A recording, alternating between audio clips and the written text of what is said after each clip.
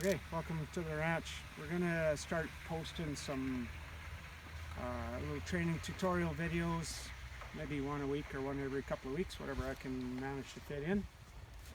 So we'll start, today we're gonna start with talking about tack and specifically bits. I'm not gonna demonstrate the actual function of the bit today. We'll save that for when I get on some of these horses and start riding.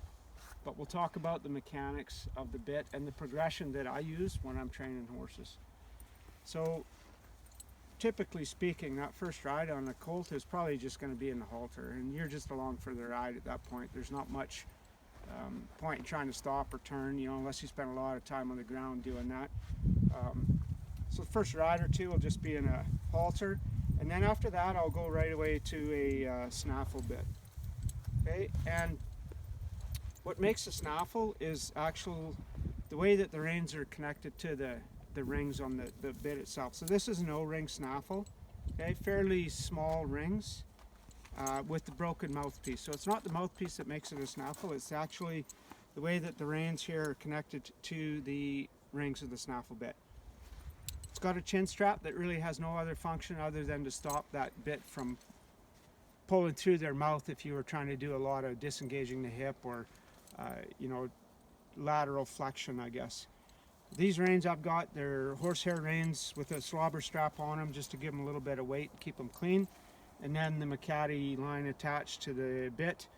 Really it's just so that you can get down and lead your horse off of something other than a rein and work gaits and stuff like that. Okay, so the way the mechanics of this snaffle bit, it'll put pressure on their tongue and it'll put pressure on the corners of their mouths. That's basically it, which is why it's so nice on a colt, because there's not an abundance of information that they're having to think about. Okay, so a couple places it puts pressure.